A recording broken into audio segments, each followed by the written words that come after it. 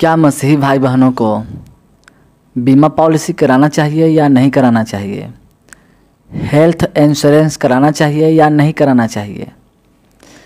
या फिर किसी कंपनी में, कुछ ऐसे कंपनी हैं जो 2 साल या 3 साल में पैसे को डबल या तिबल करके देती है, उस कंपनी में हमें पैसा जमा करना चाहिए या नहीं करना चाहिए? हालांकि मैंने किसी को डबल या तिबल पैसा मिलते हुए देखा नहीं है, लेकिन ऐसे कुछ कंपनियां हैं। तो इन सब में मसीही भाई बहन अपना पैसा इन्वेस्ट करें या ना करें, इसके बारे में बाइबल क्या कहती है? इन सब से बाइबल का क्या कनेक्शन है? अब बाइबल का कनेक्शन इसलिए है क्योंकि हमारा जीवन परमेश्वर के वचन से जुड़ा है, बाइबल से जुड़ा है। इसलिए हमें बाइबल से जानना बहुत ज़रूरी है कि हमें बीमा पॉलिसी कराना चाहिए या नहीं कराना चाहिए, हेल्थ इंश्योरेंस कराना चाहिए या नहीं कराना चाहिए, या हमें किसी ऐसे चिट फंड कंपनी में पैसा इन्वेस्ट करना चाहिए या नहीं करना चाहिए जो कंपनी 2 साल या 3 साल में पैसे को डबल या तिबल करके देती है। उस कंपनी में हमें पैसा जमा करना चाहिए या नहीं करना चाहिए? तो देखिए, कुलुस्सियों 3 अध्याय 17 आयत में परमेश्वर के वचन में लिखा है, वचन में या काम में जो कुछ भी करो सब प्रभु यीशु मसीह के नाम से करो और उसके द्वारा परमेश्वर पिता का धन्यवाद करो। तो इसलिए हमारे जीवन की शुरुआत और जीवन का अंत भी परमेश्वर के वचन पर ही निर्धारित है। परमेश्वर के वचन पर ही हमारा जीवन चलायमान है। इसलिए हमें परमेश्वर के वचनों से जानना बहुत ज़रूरी है। कुछ भाई बहन ये सोचकर कि आगे भविष्य में क्या होगा, हमारे बच्चों का क्या होगा, उनके पढ़ाई लिखाई का क्या होगा, उनका शादी विवाह कैसा होगा, ये सोचकर अपना पैसा LIC में या किसी कंपनी में जमा करते हैं ताकि आने वाले भविष्य में उसे बहुत पैसा मिल सके और आगे का उनका जो भविष्य है एक अच्छे रूप से बीत सके। इसलिए कुछ लोग LIC में या बीमा पॉलिसी में अपना पैसा जमा करते हैं।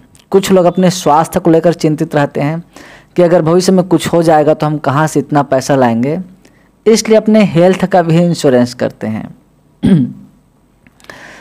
कुछ भाई बहन जिनके पास अच्छा खासा पैसा रहता है, वो भाई बहन अपने पैसे को किसी ऐसे कंपनी में लगाते हैं, चिट फंड कंपनी में, और भी ऐसे कई कंपनी हैं जो 2 साल या 3 साल में डबल तिबल पैसे करके देती है। हालांकि इन सब का कोई गारंटी नहीं होता कि वो पैसा मिल ही जाता है, इसका कोई गारंटी नहीं होता, लेकिन फिर भी कुछ मसीह भाई बहन इसमें पैसा जमा करते हैं। परंतु बाइबल इसके विषय में क्या कहती है? परमेश्वर का वचन इसके विषय में क्या कहता है? आज हम इन बातों को परमेश्वर के वचन से जानेंगे।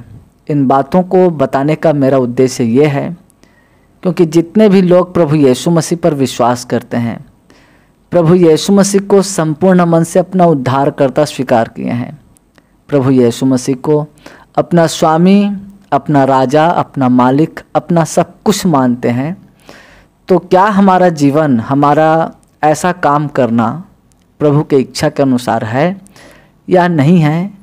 इसलिए आज का जो मेरा विषय है वो इसी मकसद से है कि हम मसीह भाई बहनों को बीमा पॉलिसी, हेल्थ इंश्योरेंस और चिट फंड कंपनी में पैसा जमा करना चाहिए या नहीं करना चाहिए।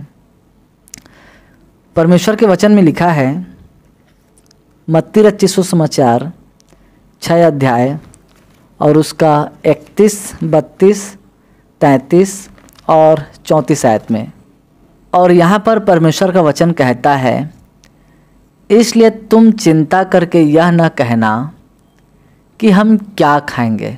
देखिए परमेश्वर का वचन क्या कह रहा है कि तुम चिंता करके यह न कहना कि हम क्या खाएंगे। तो हम आगे भविष्य के लिए क्यों चिंता करते हैं? हम जो प्रभु के लोग हैं, हम जो मसीही लोग हैं, हम इतना चिंता क्यों करते हैं कि कल क्या होगा, जबकि परमेश्वर का वचन कह रहा है, इसलिए तुम चिंता करके यह न कहना कि हम क्या खाएंगे या क्या पिएंगे या क्या पहनेंगे, हम कभी भी ये चिंता बिल्कुल ना करें। तो क्या हम कमाना बंद कर दें?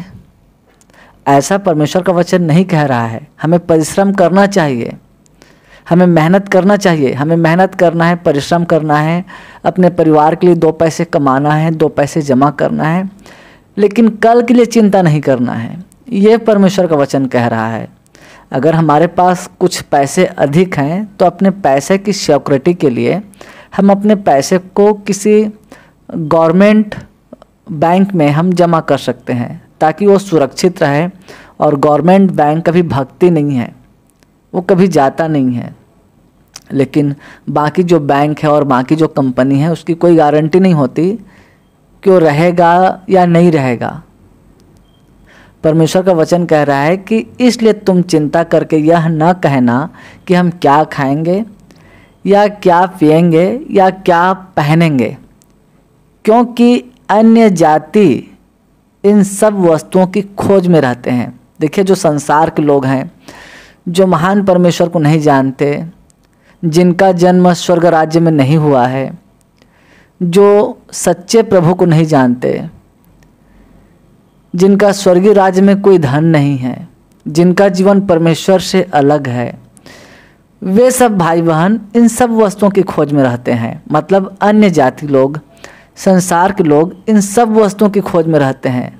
संसार के लोग चिंता करते हैं, परंतु मसीह भाई बहन कभी भी चिंता नहीं करते और चिंता करना भी नहीं चाहिए, क्योंकि ये परमेश्वर का वचन कह रहा है, क्योंकि अन्य जाति इन सब वस्तुओं की खोज में रहते हैं, पर तुम्हारा स्वर्गीय पिता जानता है कि तुम्हें इन सब वस्तुओं की आवश्यकता है। देखिए, हम संसार में हैं तो अवश्य है कि हमें भोजन की आवश्यकता है, भोजन के लिए हमें पैसे की आवश्यकता है, पैसे के लिए हमें काम की आवश्यकता है, काम के लिए हमें नौकरी की आवश्यकता है। ये सब परमेश्वर जानता है। परमेश्वर से कोई बात छिपा नहीं है। परमेश्वर जानता है कि हमारे घर में सब्जी है कि नहीं है, आलू है कि नहीं है, टमाटर है कि नहीं है, चावल है कि नहीं है। घर में जो जरूरी चीज़ें होनी चाहिए, कपड़े, मकान, ये सब हमारे पास है कि नहीं है, ये सब परमेश्वर जानता है। परमेश्वर जानता है कि बच्चों को स्कूल में भर्ती करना है तो उनके लिए, उनके ड्रेस के लिए, उनके कॉपी किताब के लिए हमारे पास पैसे है कि नहीं है, परमेश्वर जानता है। परमेश्वर जानता है कि बच्चे स्कूल में पढ़ रहे हैं तो उसके फीस के लिए, उसके एडमिशन के लिए हमारे पास पैसे है या नहीं है, परमेश्वर जानता है। परमेश्वर जानता है कि हमारे बच्चों का शादी विवाह कैसे करना है। परमेश्वर जानता है कि हमारा स्वास्थ्य ठीक है या नहीं है। परमेश्वर सब कुछ जानता है। और ये मैं नहीं, ये परमेश्वर का वचन कह रहा है, पर तुम्हारा स्वर्गीय पिता जानता है कि तुम्हें इन सब वस्तुओं की आवश्यकता है। देखिए, हम संसार में रहते हैं तो हमारे मालिक को पता है, हमारे स्वामी को पता है कि हमें इन सब वस्तुओं की आवश्यकता है। हमें कपड़े की आवश्यकता है, हमें खाने के लिए चावल की आवश्यकता है, हमें रोजगार की आवश्यकता है। सब परमेश्वर जानता है। लेकिन परमेश्वर का वचन क्या कह रहा है? इसलिए पहले तुम परमेश्वर के राज्य और उसके धर्म की खोज करो तो ये सब वस्तुएं भी तुम्हें मिल जाएंगी। परमेश्वर का वचन ये नहीं कह रहा है कि तुम पहले पैसे की खोज करो। परमेश्वर का वचन ये नहीं कह रहा है कि अधिक पैसे कमाओ। परमेश्वर का वचन ये नहीं कह रहा है। परमेश्वर का वचन कह रहा है कि पहले तुम परमेश्वर के राज्य और उसके धर्म की खोज करो तो ये सब वस्तुएं भी तुम्हें मिल जाएंगी। हमें पहले परमेश्वर के राज्य का खोज करना है, उसके धर्म का खोज करना है, तो महान परमेश्वर हमारी तमाम घटी कमी को स्वयं ही पूरी कर देगा। हमें किसी भी चिट फंड कंपनी में पैसा इन्वेस्ट करने की कोई आवश्यकता नहीं है। हमें हेल्थ इंश्योरेंस कराने की कोई आवश्यकता नहीं है। हमें बीमा पॉलिसी कराने की कोई आवश्यकता नहीं है। हम पहले परमेश्वर के राज्य और उसकी धर्म की खोज करें। परमेश्वर खुद ब खुद हमारी ज़रूरतों को पूरा करते जाएगा। वो हमारे काम में आशीष देगा। हमारी हर एक कमी को परमेश्वर जानता है। हो सकता है हमारे पास 2 पैसे यदि अधिक हैं तो उसे गवर्नमेंट बैंक में जमा करें, या हम अच्छा काम करना चाहते हैं स्वर्ग राज्य के लिए, कलीसिया के लिए, परमेश्वर के कार्यों के लिए, तो हम उन पैसों को या उनमें से कुछ पैसों को कलीसिया में जो गरीब भाई बहन हैं उनकी मदद कर सकते हैं, ताकि हमें स्वर्ग में प्रतिफल मिले, अच्छा प्रतिफल मिले। ये भी एक प्रकार का अच्छा ही काम है, एक स्वर्गीय बीमा के समान है। तो हम ये कर सकते हैं। और परमेश्वर का वचन आगे कहता है, इसलिए परमेश्वर का वचन हर एक मसीहियों से, विश्वासियों से कहता है कि पहले तुम परमेश्वर के राज्य और उसके धर्म की खोज करो, तो ये सारी वस्तुएं भी तुम्हें मिल जाएंगी। परमेश्वर जानता है कि हमारी क्या क्या आवश्यकताएं हैं, इसलिए हम अपनी सारी चिंता को अपने महान परमेश्वर को सौंप दें और अपने महान परमेश्वर पर भरोसा रखें। अतः कल की चिंता ना करो। देखिए, ये परमेश्वर का वचन कह रहा है, कल की चिंता मत करो। हमें कल का चिंता तो करना ही नहीं चाहिए।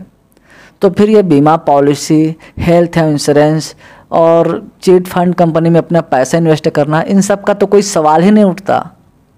मैं आज ये विषय इसलिए निकाला हूँ क्योंकि हम मसीहियों को जानना बहुत ज़रूरी है कि बीमा पॉलिसी, हेल्थ इंश्योरेंस और चिट फंड कंपनी से हमारा कोई रिश्ता या नाता होना चाहिए या नहीं होना चाहिए। तो बाइबल के अनुसार बिल्कुल भी नहीं होना चाहिए, क्योंकि बाइबल से, परमेश्वर के वचन से हमारा जीवन जुड़ा है।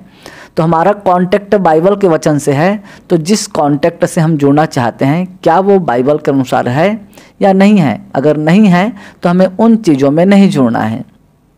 और परमेश्वर का वचन कह रहा है, अतः कल की चिंता ना करो, क्योंकि कल का दिन अपनी चिंता आप कर लेगा। आज के लिए आज ही का दुख बहुत है। प्रभु यीशु मसीह जब अपने चेलों को प्रार्थना करना सिखा रहा था, ये बहुत इम्पोर्टेंट वचन है। प्रभु यीशु मसीह जब अपने चेलों को प्रार्थना करना सिखा रहा था तो उनसे कह रहा था, जैसे कि हम मत्ती रचित सुसमाचार 6 अध्याय और 11 आयत में इस वचन के बारे में पढ़ते हैं कि प्रभु यीशु मसीह अपने चेलों को प्रार्थना करना सिखा रहा था। तो उनसे कह रहा था कि तुम परमेश्वर से यह प्रार्थना करना। क्या प्रार्थना करना? हमारी दिन भर की रोटी आज हमें दे। मतलब कल का कोई जिक्र नहीं है, तो हम कल की चिंता क्यों करें? इसका मतलब यह नहीं कि हम कमाने न जाएं, हम काम करें, हम परिश्रम करें। हम संसार में हैं तो हमें कमाना जरूरी है, परिश्रम करना जरूरी है। परिवार में है तो परिवार की जिम्मेदारी को उठाना जरूरी है, लेकिन कल की चिंता करना जरूरी नहीं है, चिंता में डूबना जरूरी नहीं है। क्योंकि बाइबल, परमेश्वर का वचन चिंता से दूर रहने के लिए कह रहा है। हम अपनी चिंता को परमेश्वर को सौंप दें। जैसे कि यहाँ पर प्रभु यीशु मसीह कहता है, अपने चेलों को प्रार्थना करना सिखाता है और कहता है, हमारी दिन भर की रोटी आज हमें दे। अब तो आप समझ ही गए होंगे कि कल का कोई जिक्र ही नहीं है। कल के बारे में चिंता हम मसीहियों को करना ही नहीं चाहिए। कल के बारे में कौन लोग चिंता करते हैं? जो कल के बारे में नहीं जानते। देखिए, संसार के लोग कल के बारे में नहीं जानते। संसार के लोग कल क्या होने वाला है उसके बारे में नहीं जानते, परंतु हम मसीहियों को पता है कि कल क्या होने वाला है। कल वही होने वाला है जो बाइबल में लिखा है। और बाइबल में लिखा है कि हम अपने प्रभु यीशु मसीह के आगमन का इंतजार करें। इस कल के विषय में हम चिंतित रहें कि यदि कल हमारा यीशु आ जाएगा तो हम तैयार हैं या नहीं हैं। तो बाइबल में कल का कोई जिक्र नहीं है। कल के विषय में परमेश्वर का वचन यही कहता है कि कल की चिंता मत करो, क्योंकि कल का चिंता संसार के लोग करते हैं, मसीह लोग नहीं करते। एक आयत और है परमेश्वर के वचन में, फिलिपियों 4 अध्याय और उसका 6 आयत में परमेश्वर के वचन में लिखा है, किसी भी बात की चिंता मत करो। यहाँ पर भी परमेश्वर का वचन कह रहा है हर एक मसीहियों से, किसी भी बात की चिंता मत करो, परंतु हर एक बात में तुम्हारे निवेदन, प्रार्थना और विनती के द्वारा धन्यवाद के साथ परमेश्वर के सम्मुख उपस्थित किए जाएं। अब यहाँ पर भी परमेश्वर का वचन कह रहा है कि किसी भी बात की चिंता मत करो। तो हमें चिंता करने की आवश्यकता नहीं है कि मेरा बेटा का शादी कैसे होगा, बेटी की शादी कैसे होगी, उनका पढ़ाई लिखाई कैसे होगा, उनकी पढ़ाई लिखाई कैसे होगी। हम हर एक बातों को परमेश्वर पर छोड़ दें। हमारा उद्देश्य केवल परमेश्वर के राज्य और उसके धर्म पर लगा रहे, क्योंकि हमारा जो जन्म है वो संसार से नहीं हुआ है, हम मसीहों का जन्म परमेश्वर के वचन से हुआ है, स्वर्गीय राज्य में हुआ है। तो इसलिए हमारा सोच और विचार केवल स्वर्गीय बातों की तरफ होना चाहिए।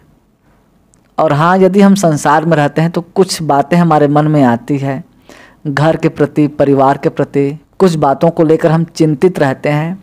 तो उन सारी चिंताओं को परमेश्वर का वचन कह रहे हैं कि उन सारी चिंताओं को हम निवेदन, प्रार्थना और धन्यवाद के साथ परमेश्वर के सम्मुख हम उसे उपस्थित कर दें, परमेश्वर को सौंप दें अपनी सारी चिंताओं को, अपने सारे तकलीफ़ों को। ये परमेश्वर का वचन कह रहा है, किसी भी बात की चिंता मत करो। किसी भी मतलब किसी भी एक भी बात की चिंता हम मसीहों को नहीं करना चाहिए, परंतु हर एक बात में तुम्हारे निवेदन, प्रार्थना और विनती के द्वारा धन्यवाद के साथ परमेश्वर के सम्मुख उपस्थित किए जाएं। भजन संहिता 37 अध्याय 5 आयत में परमेश्वर का वचन कहता है कि अपने मार्ग की चिंता यहोवा पर छोड़ और उस पर भरोसा रख। चिंता न करने का मतलब है अपने आप को और अपने जीवन को पूरी तरह परमेश्वर को सौंप देना, क्योंकि हमारी हर घटी को हमारा महान परमेश्वर जानता है। अब इसी के अंतराल में, इसी के संदर्भ में हम परमेश्वर के वचन से एक और वचन को देखेंगे जो हमें बहुत कुछ सिखाता है। और परमेश्वर के वचन में लिखा है, पहला तीमुथियुस 6 अध्याय 7 और 8 आयत में। और यहाँ पर परमेश्वर का वचन कह रहा है, क्योंकि ना हम जगत में कुछ लाए हैं और ना कुछ ले जा सकते हैं। यहाँ पर परमेश्वर का वचन साफ साफ कह रहा है कि हम जगत में कुछ भी लेकर नहीं आए हैं और यहाँ से हम कुछ भी लेकर नहीं जा सकते। हो सकता है हमारे पास अच्छा मकान नहीं है, अच्छा बिल्डिंग नहीं है, तो भी हम खुश रहें, हम आनंदित रहें। हो सकता है हमारे पास अच्छा गाड़ी नहीं है, साइकिल है, अगर साइकिल भी नहीं है तो भी कोई बात नहीं, हम फिर भी खुश रहें, हम संतोष करें, क्योंकि ना हम जगत में कुछ लाए हैं ना कुछ ले जा सकते हैं। ये परमेश्वर का वचन कह रहा है। हो सकता है हमारे बैंक अकाउंट में ज़्यादा पैसा ना हो सकता है जीरो हो हमारा बैंक अकाउंट, तो भी हम खुश रहें, प्रभु में आनंदित रहें, क्योंकि ना हम जगत में कुछ लाए हैं ना कुछ ले जा सकते हैं। ये परमेश्वर का वचन कह रहा है। हो सकता है हमारे पास महंगे कपड़े ना हो, हमारे पास बहुत सारे कपड़े ना हो, तो भी कोई बात नहीं, हमारे पास 1 या 2 कपड़े हैं, हम उसी पर खुश रहें, क्योंकि ये परमेश्वर का वचन कह रहा है। हम संतोष करें, क्योंकि ना हम जगत में कुछ लाए हैं ना कुछ ले जा सकते हैं। यदि हमारे पास खाने और पहनने को हो तो इन्हीं पर संतोष करना चाहिए। देखिए परमेश्वर का वचन क्या कह रहा है, यदि हमारे पास खाने के लिए है और पहनने के लिए कपड़े हैं तो हम इन्हीं पर खुश करें, हम संतोष करें इन्हीं चीज़ों पर। अब ये तो परमेश्वर का वचन कह रहा है। तो आज हमें परमेश्वर के वचन से जानना बहुत ज़रूरी था कि बीमा पॉलिसी में, हेल्थ इंश्योरेंस में हम अपना पैसा इन्वेस्ट करें या ना करें, तो बाइबल के अनुसार नहीं करना चाहिए। क्योंकि हम इन सब बातों की चिंता तो बिल्कुल भी अपने दिमाग में ना लाएं, अपने ख्यालात में भी ना लाएं, क्योंकि परमेश्वर का वचन चिंता करने के लिए बिल्कुल भी नहीं कह रहा है। हाँ, कुछ भाई बहन अधिक पैसे वाला बनना चाहते हैं, जल्दी जल्दी धनवान बनना चाहते हैं, जल्दी से अमीर बनना चाहते हैं, तो कुछ भाई बहन इन सारी चीज़ों में पैसा डाल देते हैं। कुछ ऐसे कंपनी होते हैं जो 2 या 3 साल में पैसे को डबल करके देती है। हालांकि उसका कोई गारंटी नहीं होता कि वो पैसे देती भी है या नहीं देती है, लेकिन फिर भी कुछ लोग उन सब चीज़ों में पैसा इन्वेस्ट कर देते हैं। लेकिन क्या वो बाइबल के अनुसार सही है या नहीं है? हो सकता है कुछ कंपनी सचमुच पैसा रिटर्न करती हो, 2 साल में 3 साल में पैसे को डबल करके देती हो सकता है ये सच भी हो, लेकिन क्या वो बाइबल के अनुसार सही है या नहीं है, हमें इसे जानना है। क्या हम मसीह भाई बहनों को इन सब में जोड़ना चाहिए या नहीं जोड़ना चाहिए? तो परमेश्वर का वचन कह रहा है, पहला तीमुथियुस 6 अध्याय और 9 आयत में,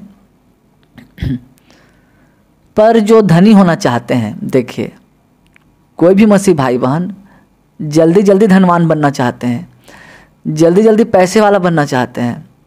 इसलिए कुछ भाई बहन अपने पैसों के लिए प्रार्थना कराते हैं कि मेरा पैसा बढ़े, मेरा खूब तरक्की हो, पैसा बहुत अच्छा है घर में।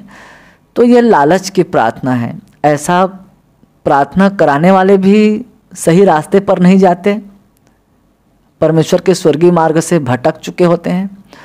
और उनके लिए जो प्रार्थना करते हैं कि जल्दी से अमीर बन जाए या जल्दी से पैसे वाला बन जाए, तो ऐसे भाई लोग या ऐसे बहन भी जो पैसे के लिए प्रार्थना करते हैं, वे भी कहीं न कहीं लालच वाले मार्ग पर चले गए हैं, अंधकार के मार्ग पर चले गए हैं। क्योंकि परमेश्वर का वचन तो कुछ और ही कहता है। परमेश्वर का वचन कहता है, पर जो धनी होना चाहते हैं वे ऐसी परीक्षा और फंदे और बहुत सी व्यर्थ और हानिकारक लालसाओं में फंसते हैं जो मनुष्यों को बिगाड़ देती है और विनाश के समुद्र में डुबा देती है। देखिए, जो धनवान बनना चाहते हैं उसके लिए बाइबल में फंदा ही फंदा है, उनके लिए बाइबल में परीक्षा ही परीक्षा है। वे बार बार परीक्षा में पढ़ेंगे। अब परीक्षा कैसा? क्योंकि जो ज़्यादा धनवान बनना चाहते हैं वो ज़्यादा झूठ बोलते हैं। तो मसीह भाई बहनों का झूठ बोलना सही बात नहीं है, इसलिए परीक्षा की घड़ी बार बार आएगी। ठीक है, एक मसीह भाई बहन एक बार झूठ नहीं बोलेंगे, दो बार, तीसरा बार तो उन्हें बोलना ही पड़ेगा, क्योंकि उन्हें धनी बनना है। तो ये परीक्षा की घड़ी आएगी। और फंदा, शैतान उनके लिए फंदा लगा के रखता है, क्योंकि यहूदा इस्करियोती लालच कर रहा था और धीरे धीरे वो अधिक लालची बन गया, इसलिए यहूदा इस्करियोती शैतान के फंदे में फंस गया। तो जो भाई बहन अधिक पैसे की ओर भागते हैं, पैसे के पीछे भागते हैं, वे कहीं न कहीं शैतान के फंदे में फंस चुके हैं। भले ही कुछ पास्टर लोग आपको गलत पट्टी पढ़ा सकते हैं कि आपको परमेश्वर ने आशीष दिया, आपको परमेश्वर ने आशीष दिया, आपके पास बहुत पैसा है, तो ये बाइबल का शिक्षा नहीं है, ये परमेश्वर के वचन का शिक्षा नहीं है।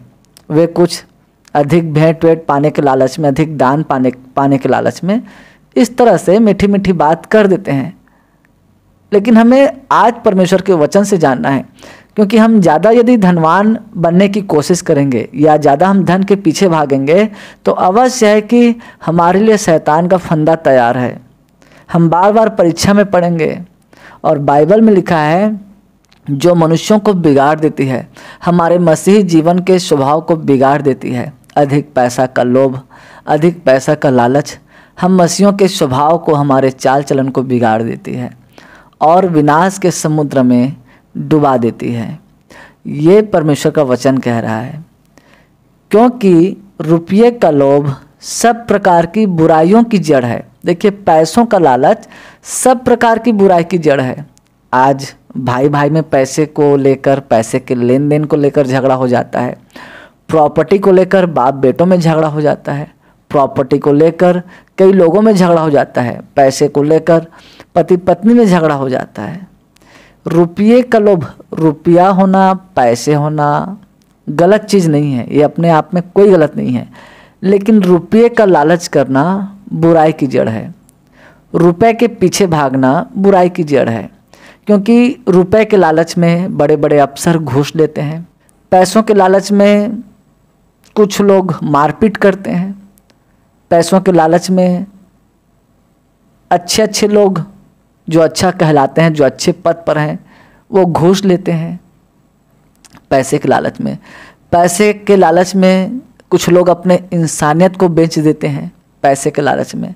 पैसे के लालच में न्याय बिगड़ जाता है पैसे के लालच में। और परमेश्वर का वचन यही कह रहा है, क्योंकि रुपये का लोभ सब प्रकार की बुराइयों की जड़ है। पैसे के लालच में डिग्री में हेरा फेरी होता है, नौकरी में हेरा फेरी होता है। इसलिए मैं आपसे यही कहना चाहूँगा कि हम मसीहों का जीवन संसार से अलग है, संसार के लोगों से अलग है, उनके विचारों से अलग है, क्योंकि हमारा जीवन स्वर्गीय राज्य से जुड़ा है। हम बेशक संसार में हैं, लेकिन हम स्वर्ग राज्य में रहते हैं। हम परमेश्वर की संगति में रहते हैं, परमेश्वर हमारे संग रहता है। इसलिए परमेश्वर के वचन को जानना, परमेश्वर के वचन को समझना हमारे लिए बहुत जरूरी है। जिसे प्राप्त करने का प्रयत्न करते हुए बहुतों ने विश्वास से भटक कर अपने आप को नाना प्रकार के दुखों से छलनी बना लिया है।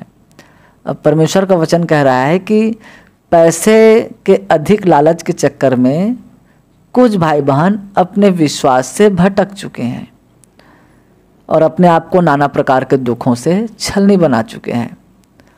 तो आज हम परमेश्वर के वचन को जानें, परमेश्वर के वचन को समझें कि परमेश्वर का वचन हमसे क्या कहता है। मैं आपसे यही कहूँगा, परमेश्वर का वचन सत्य है। परमेश्वर के वचन को पढ़िए, परमेश्वर के वचन को जानिए, क्योंकि परमेश्वर का वचन ही आपको स्वतंत्र करेगा। और यहाँ पर आगे 11 आयत में परमेश्वर का वचन कह रहा है, हर एक मसीह भाई बहनों से, हर एक विश्वासियों से जो प्रभु यीशु मसीह पर विश्वास करते हैं।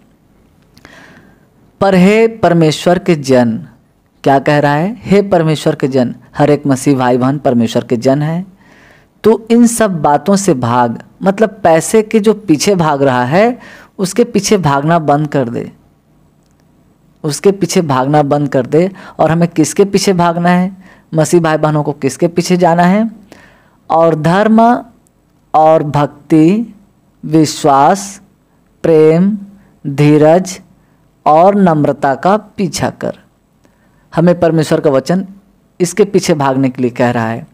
पहले तो हम परमेश्वर के राज्य और उसके धर्म की खोज करें, कल की चिंता करना बंद कर दें, क्योंकि हमारा चिंता हमारा परमेश्वर करता है, जो पूरी सृष्टि का सृजनहार परमेश्वर है, पालनहार परमेश्वर है, तारनहार परमेश्वर है। वो मालिक, वो स्वामी, जिसके लिए कोई भी काम असंभव नहीं है, हर एक काम संभव है। तो हम चिंता करना बंद कर दें, क्योंकि हमारा स्वामी सर्वशक्तिमान परमेश्वर है। इसलिए हम पहले परमेश्वर के राज्य और उसके धर्म की खोज करें। और दूसरा बात ये, हमें धर्म के पीछे भागना है, अर्थात यीशु मसीह के पीछे, यीशु मसीह के संगति के पीछे।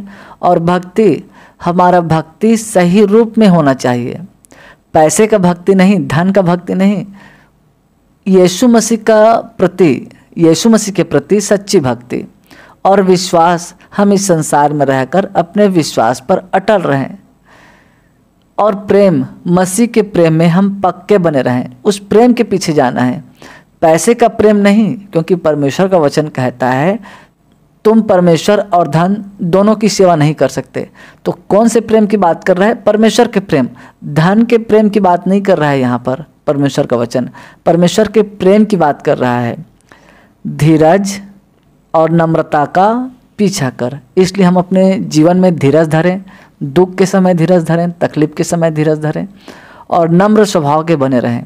यही परमेश्वर का वचन कहता है। यदि आपके पास कोई भाई बहन पैसे के पीछे भागने के लिए आशीष मांगते हैं या अधिक धनवान बनने के लिए परमेश्वर से आशीष मांगते हैं, तो ये गलत प्रार्थना है। मैं ये नहीं कहूँगा कि धनवान होना गलत है या धनी होना गलत है, मैं ये नहीं कहता। हमारे पास जो है हम उसी पर खुश रहें। यदि हम धन के पीछे भागेंगे तो कल अगर हमें धन नहीं मिलेगा तो क्या हम प्रभु को छोड़ देंगे? नहीं छोड़ेंगे। इसलिए हमारे पास धन है या नहीं है ये मायने नहीं रखता, हमारे पास प्रभु यीशु मसीह है या नहीं है ये मायने रखता है। या हम प्रभु यीशु मसीह की इच्छा के अनुसार चल रहे हैं या नहीं चल रहे हैं ये मायने रखता है। इसलिए कोई हमें अधिक धन के पीछे भागने के लिए प्रोत्साहित करता है तो हम उस मनुष्य से दूर हो जाएं, क्योंकि वो विनाश के रास्ते को हमें दिखाता है। और यदि कोई भाई बहन अधिक धन के पीछे भाग रहा है तो हम उन्हें समझाएं, क्योंकि परमेश्वर का वचन कहता है कि कोई भी व्यक्ति, कोई भी मसीही व्यक्ति परमेश्वर और धन दोनों की सेवा नहीं कर सकता। यदि हमारे पास्टर भी धन के पीछे भाग रहे हैं तो हम उनके लिए प्रार्थना करें कि उनका जीवन नर्क में जा रहा है। यदि हमारा पास्टर बार बार पैसे की डिमांड करता है, बार बार पैसे मांगता है, तो हम अपने पास्टर के लिए प्रार्थना करें, क्योंकि हमारे पास्टर का जीवन नर्क में जा रहा है।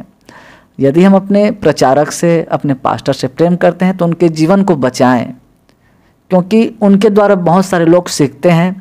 और यदि वे धन के पीछे भागने के लिए सिखाते हैं तो बहुत सारे लोग नर्क वाले रास्ते पर चले जाएंगे। इसलिए हम अपने प्रचारकों के लिए प्रार्थना करें, उन्हें परमेश्वर के वचन को अच्छे से समझाएं और उन विश्वासी भाई बहनों को भी परमेश्वर के वचन को समझाएं, उन मसीह भाई बहनों को भी परमेश्वर के वचन को अच्छे से समझाएं जो पैसे के पीछे अधिक भागते हैं, जो बहुत चिंता करते हैं, बहुत ज़्यादा अमीर बनने की कोशिश करते हैं, बहुत ज़्यादा धनवान बनने की कोशिश करते हैं। हम उन्हें समझाएं परमेश्वर कभी भी कोई धनवान से नफरत नहीं करता, कभी भी धनवान से घृणा नहीं करता। परमेश्वर ना गरीब से घृणा करता है, ना अमीर से घृणा करता है। परमेश्वर सबसे प्रेम करता है। लेकिन आज हमारा रवैया कैसा है परमेश्वर के प्रति, आज हम किस भाग दौड़ में अपने जीवन को बिता रहे हैं, ये मायने हमारे लिए रखता है। कोई जरूरी नहीं कि हर धनवान नर्क के रास्ता में जाता हो। कुछ धनवान भाई बहन ऐसे भी हैं जो धन से अधिक परमेश्वर को महत्व देते हैं, परमेश्वर के वचन को महत्व देते हैं, परमेश्वर के काम को महत्व देते हैं। और जो भाई बहन चाहे अमीर हो या गरीब हो, परमेश्वर से अधिक धन को महत्व देते हैं, तो कहीं ना कहीं वो गलत रास्ते पर जा चुके हैं और उनके लिए प्रार्थना करना हमारा फर्ज है। तो आज के लिए बस इतना ही। महान परमेश्वर इन वचनों के द्वारा आपको और आपके पूरे परिवार को प्रभु यीशु मसीह के नाम में आशीष प्रदान करे। आमीन।